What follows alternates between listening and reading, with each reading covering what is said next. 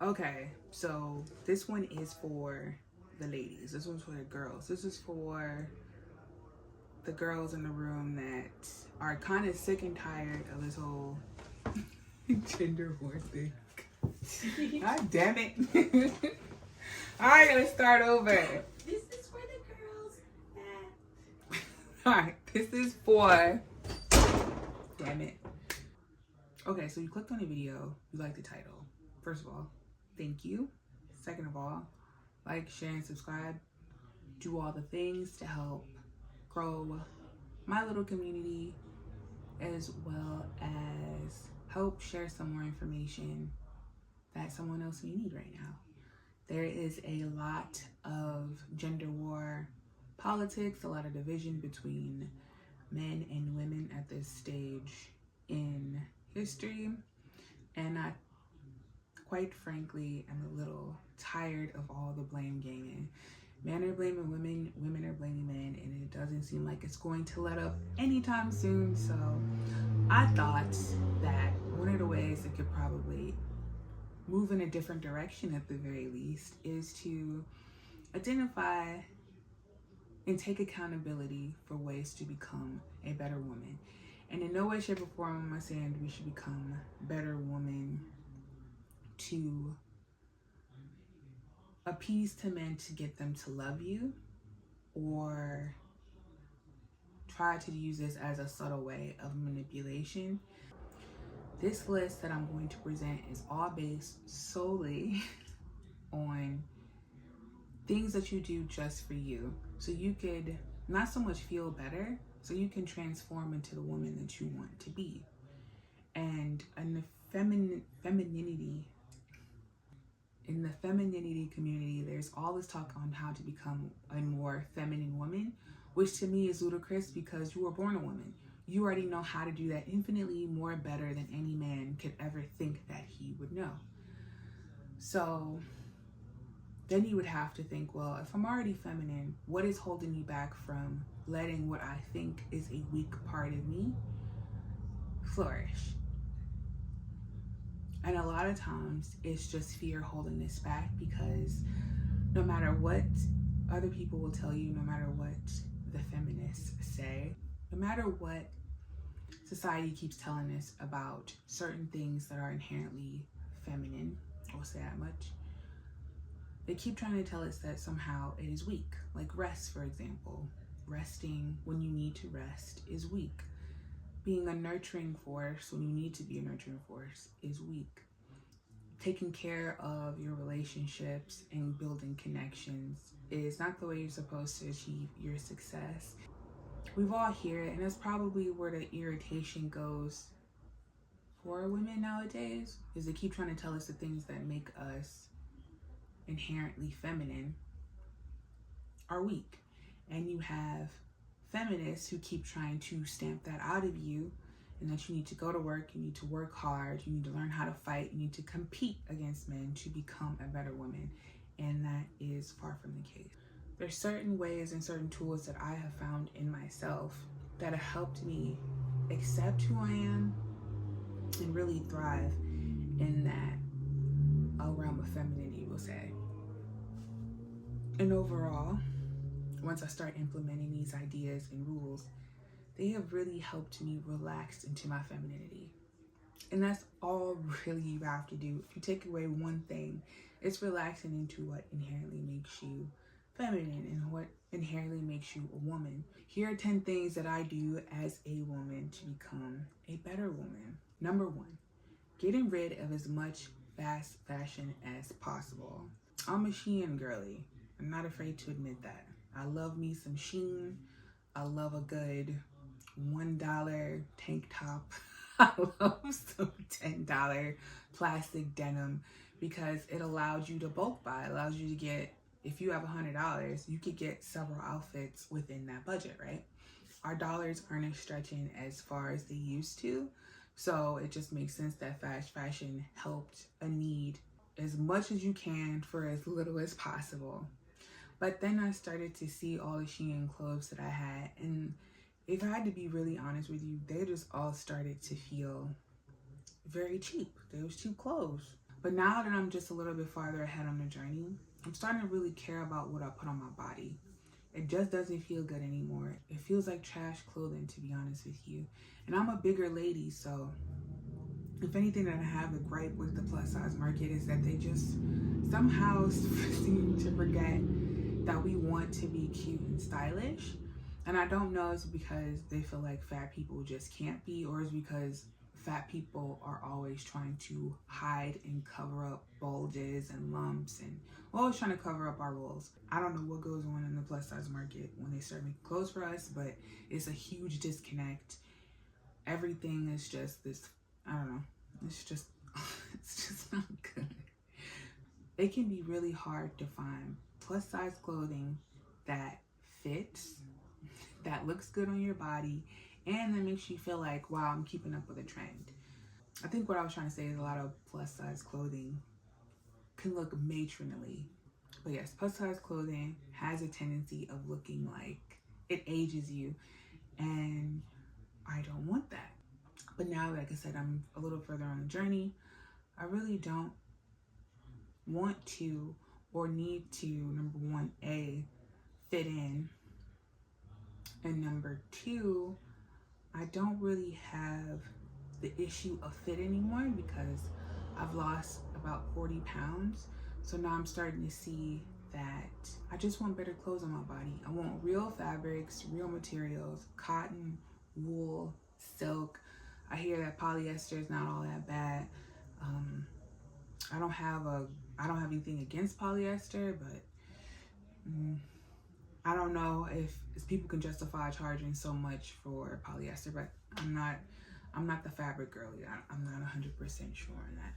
Looking at my wardrobe, I started to see that I'd like to invest a little bit more money. Instead of spending $100 on 10 pieces, I know now that I'm ready to invest $100 in one piece and have that potentially be a forever item or just something that's just gonna last way longer than my $1 shirt. And I'm pretty proud of myself for that. Here's why getting rid of fast fashion helps you become a better woman. Well, because it shows you how you would like to treat yourself. If we convey to the world that we'll just put anything on our bodies, that doesn't send a signal out to people that we should be treated a certain way. And it doesn't send a signal to yourself that you should be treated a certain way. I think the mentality was just put clothes on your body. But now it's a little bit deeper. Okay, what kind of clothing am I putting on my body? How does this make me feel? How does the touch make me feel? Does it feel luxurious when I touch it? Am I proud of what I'm wearing? And quite frankly, I just was not proud of what I was wearing anymore. So what I started to do was just phase out a lot. Got rid of a lot of Shein shirts. I still have 2 pair of pants. I think I have a lot of skirts from Shein. But really just getting rid of those garments and replacing them with something else. I am on my weight loss journey, so we'll see how much I can replace. If it makes sense to replace it and just waiting until I get down to a size that I'm comfortable with. But for now, even if I do, I think I want to get rid of that mentality of, oh, when I lose weight and get to this ideal weight, whatever it is, that I'll be there and I can finally relax and just invest in it now, because that just doesn't make sense to wait. Why wait to look better when you could just look better now? Maybe you could donate. Maybe you can give it to another woman who was at that size that you were before. I feel like I'm rambling, but the point is that to become a better woman, I started treating myself better, so I wanted my clothes to reflect that. Number 2, I started eating less sugar and flour. I started noticing that I have a big issue with inflammation. And doing a lot of research, I started to see that the carbs that we're intaking, the food pyramid, all of it has led us down a path of all of us as Americans just being very shitty eaters, and the things that they put in our food, basically it's all backwards. Sugar was causing me pain, and I'm a big sugar person. I love a cake. I love some ice cream. I love an iced coffee. I am a sweet tooth girl. And I started to see that after I ate the sugary drinks and the cakes and stuff, once I started eating too much of it, I would get headaches. It felt like my muscles would swell up and tense up. It wasn't good for me anymore. So I started to cut way back on that, and I started to feel better. Usually when you're a vegetarian, you'll start leaning back on carbohydrates to make yourself feel full. Downright, sometimes I would just be afraid of not eating bread because there's some programming that was given to me that says if you don't eat bread, you're not going to be full. You're not going to feel satisfied. You're going to be hungry. And once I started getting rid of the bread, I started to see that's not the case. And then if I stopped eating the bread and flour, I actually had a harder time digesting it because I wasn't eating it. And think about it, we've been eating bread since what? Since we could probably start chewing and digesting bread. So we never really gave our bodies the rest that now that I see we need to give, or at least for me, never really gave my body the rest that it needs to to digest bread as easily as possible. How did that make me a better woman? Is I started to see, what do I need to give myself to nurture my body in a way where I can give my body what it needs. So I'm not so heavily focused on a goal weight. I'm just really focusing on nourishing my body and what I needed. And again, that goes back into taking care of myself as best as I can. I think it was Alison Armstrong that said it the best. Women feel the need to be perfect in order to be loved. And that creeps in every part of our life. And it has to end. It's just a fallacy. We have to get ourselves out of that mode to think that if we're perfect, then love will come. Well, I'm starting to see that even if you got to the goal weight, that doesn't mean that you're going to be satisfied. What happens when you reach a goal, it's like on to the next goal. So eating less sugar and flour helps me shift my mindset from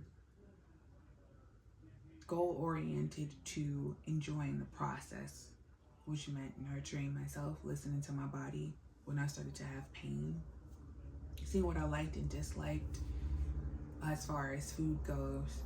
And now it actually presented a more challenge of food prepping, because especially when you're on that kind of diet, you really have to have your A game, because flour and sugar are so addicting. It's so addictive. It is so addictive. And being more cooperative has helped me become a better woman, because it helped me.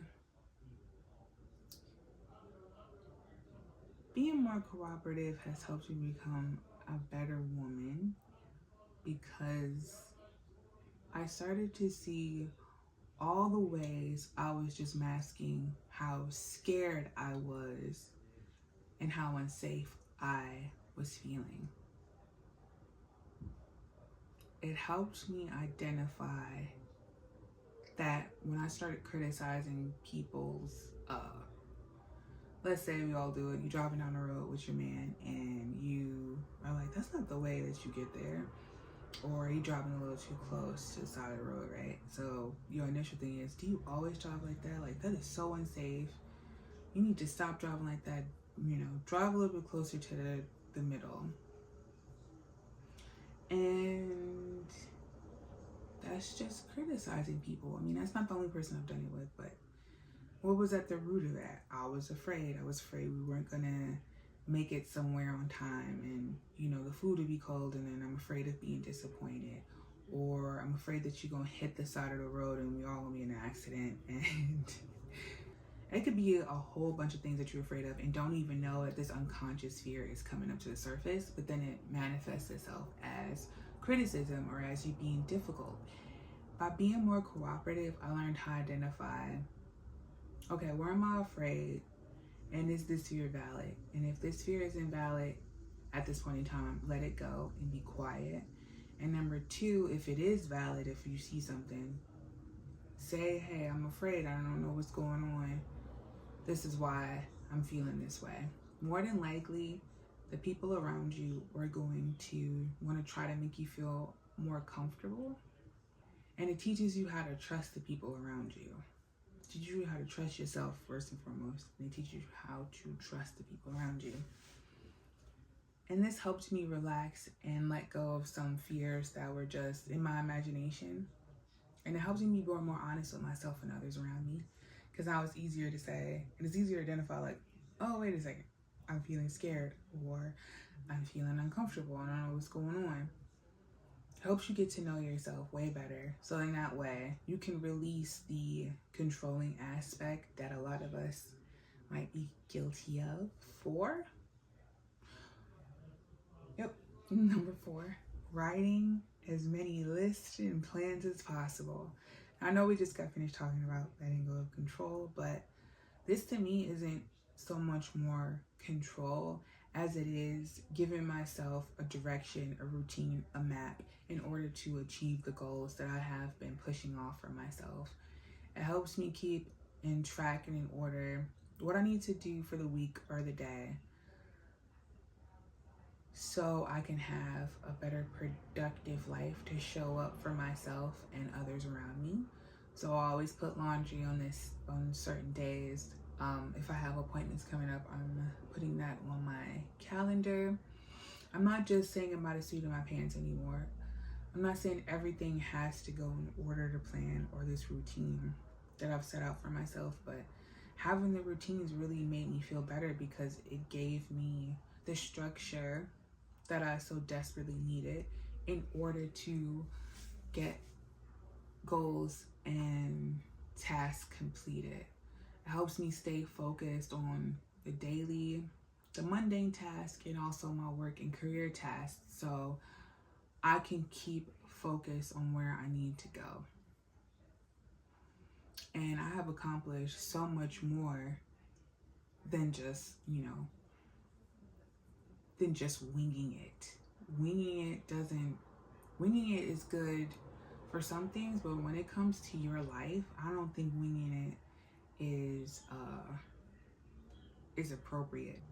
When it comes to our lives, especially as women, it may seem like it's stuck and rigid, and sometimes you have to catch yourself when you get stuck and rigid, but really think about how much more you can accomplish if you gave yourself a routine and added in the things or the goals that you want to accomplish in that routine.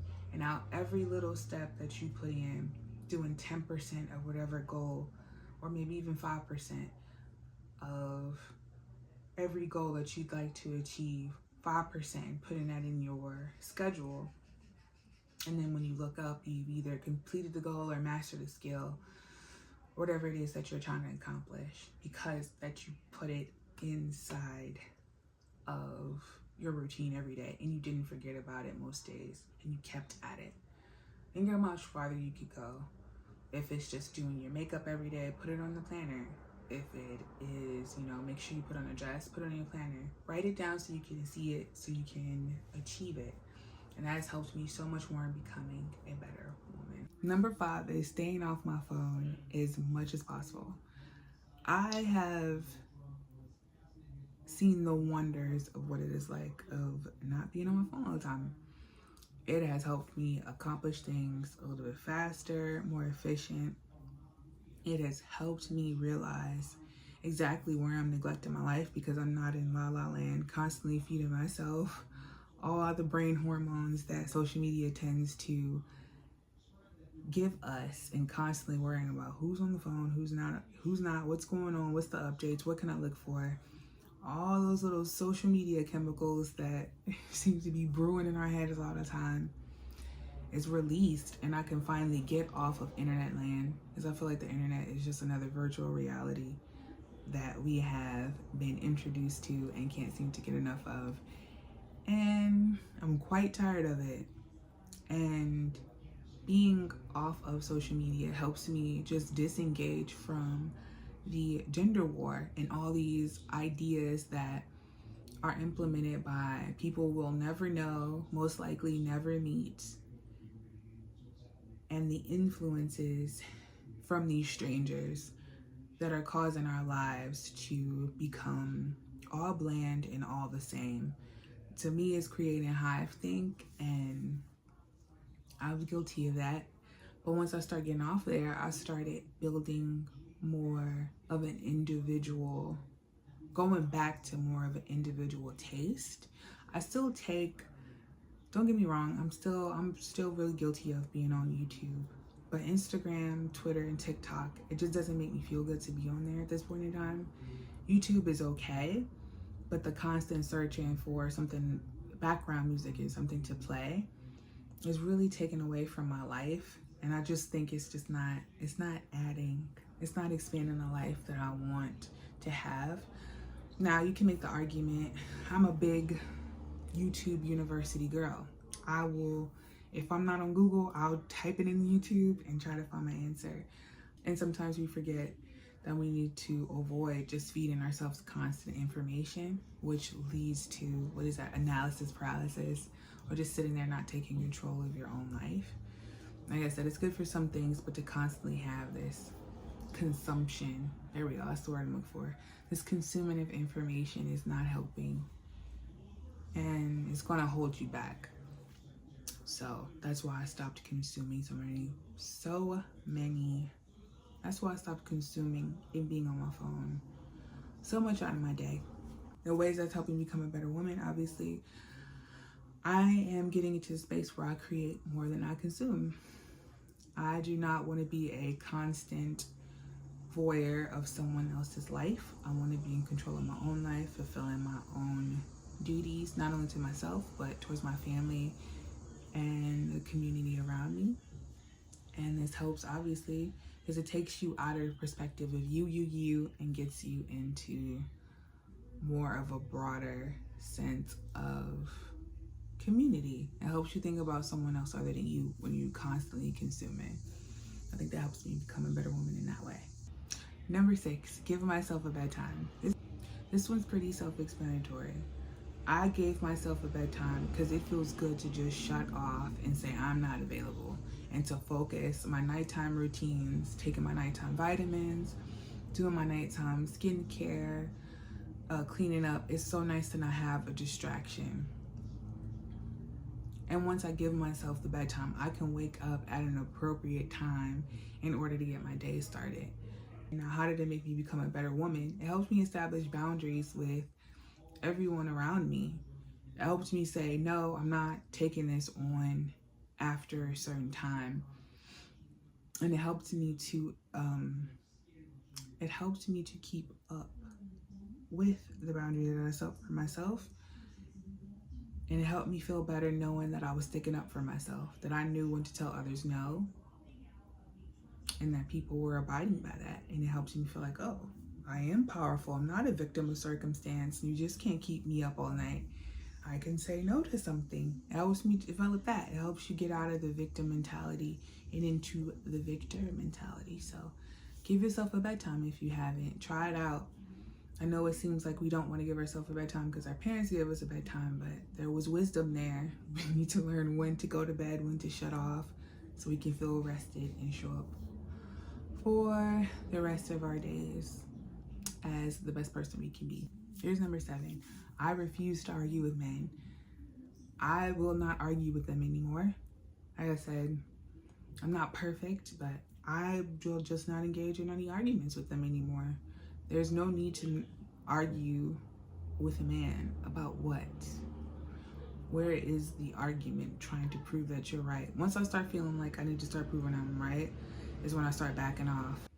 Because at the end of the day, some of them just want your attention, which your attention should be costly. It should be expensive. It should not be easy to get from any man or any woman. Are they better at arguments than you? Maybe. But the point is to not feel like you have to compete against them and trying to prove that you're right to them.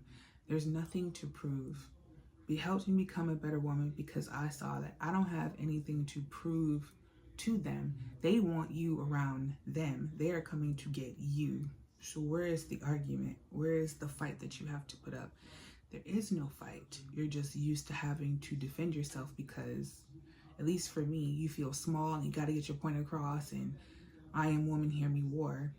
Your womanhood speaks volumes for itself. Let it speak for you.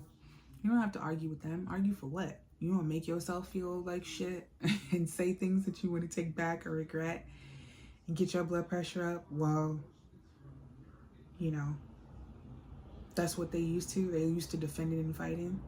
No, we don't do that anymore. That's what helps me become a better woman. Help me relax. Let me go like, I ain't got time for that. That's not an argument I wish to have. You can have it. Yeah, you're right. Let them have that. Let them have their arguments. Number 8, getting rid of ugly stuff. I don't want any more ugly things around me. My toothpaste has been upgraded. My toothbrush has been upgraded. Anything that just look plastically, like the things that we clean our house with, I can see why people are taking like a Lucky Charms box and putting it inside those like cereal containers, because those boxes are ugly and garish and they just busy, and it don't give you like this streamlined effect to look at and be proud of. It's just boxes on top of boxes that just don't look good. Let's just be honest. None of it looks good. Design has taken a turn. It's just, everything is so uninspiring. Every car now looks like a Tesla.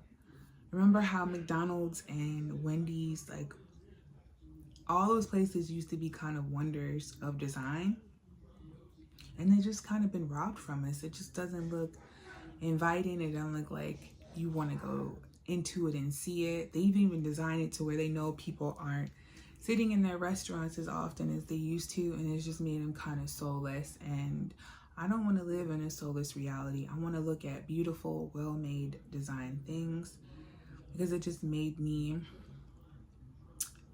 proud of my surroundings. And once you're proud of something, you take care of it way better. And once you take care of it, it brings out the best in you, because now you get to see exactly what you're made of. If you are proud of something and you take care of it, that means it's most likely gonna look its best. And because it looks its best, you're gonna feel good for giving it your best, for giving it a little bit of attention. And it's reflected back to you. Now your environment is warm, it is welcoming, it is very enticing to be in, and you want others to come in and share that with you, if the time's appropriate, if you want them to do that.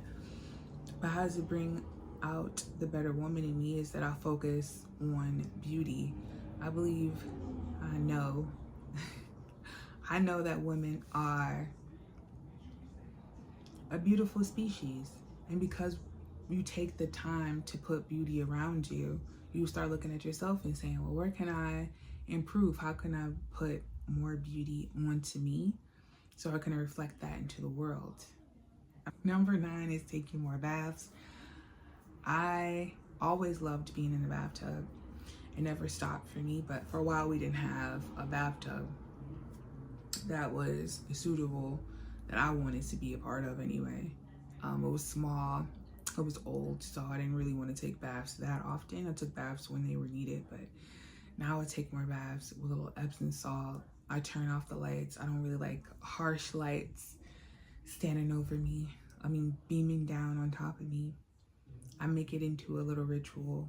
Just even the tiniest thing, like a little Epsom salt. If I have more time, I'll light a candle. I'll light some incense.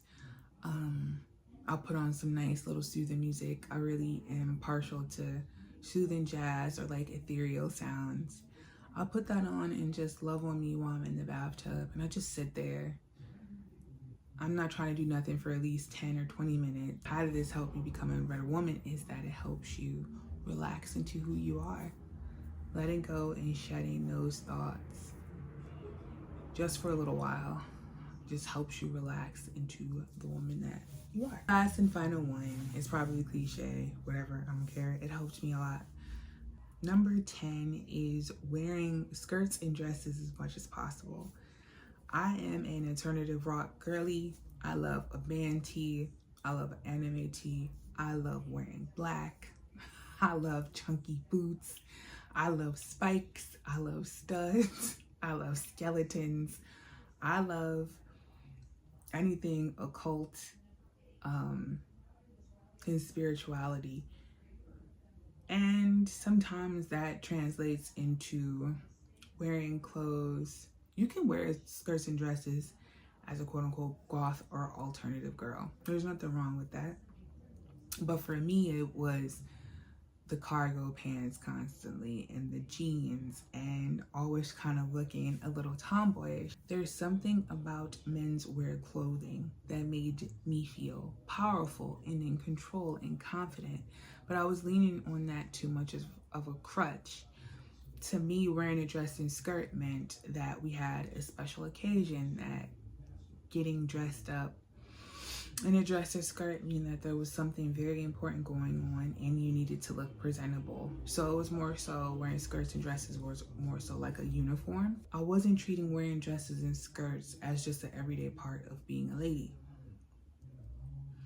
And on this journey, once you're trying to become a better woman, you see how much better you get treated when you dress like a woman.